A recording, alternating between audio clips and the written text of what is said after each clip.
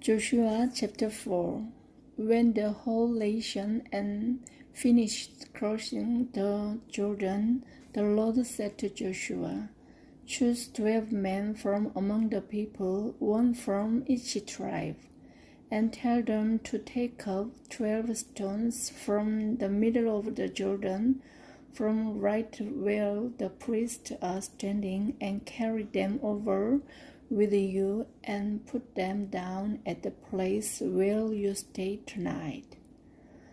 So Joshua called together the 12 men he had appointed from the Israelites, one from each tribe, and said to them, "Go over before the ark of the Lord your God into the middle of the Jordan.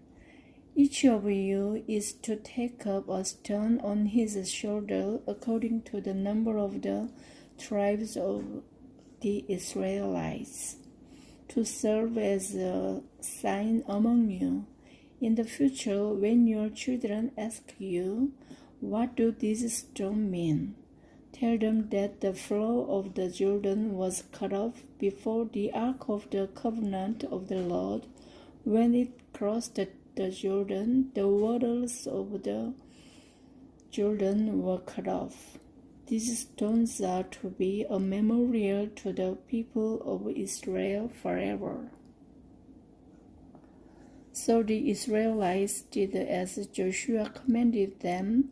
They took 12 stones from the middle of the Jordan according to the number of the tribe of the Israelites, as the Lord had told Joshua, and they carried them over with them to their camp, where they put them down. Joshua set up the 12 stones that had been in the middle of the Jordan at the spot where the priest who carried the Ark of the Covenant had stood, and they are there to this day.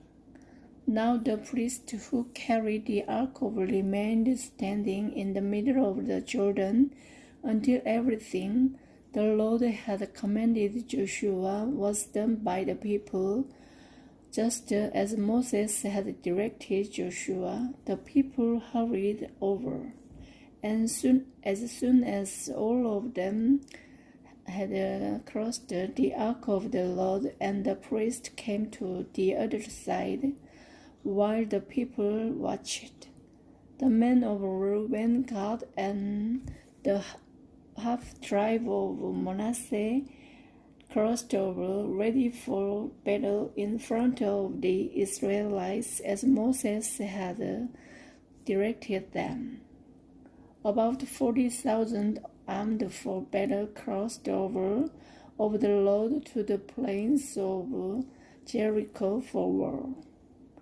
That day the Lord exalted Joshua in the sight of all Israel, and they stood in awe of him all these days of his life, just as they had stood in awe of Moses. Then the Lord said to Joshua, "Command the priest carrying the Ark of the Covenant law to come up out of the Jordan."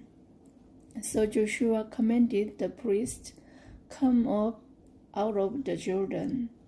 And the priest came up out of the river carrying the Ark of the Covenant of the Lord.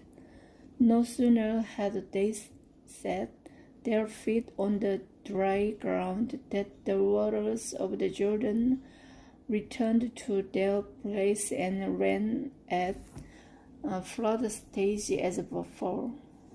On the 10th day of the first month, people went up from the Jordan and camped at Gilgal on the eastern border of Jericho.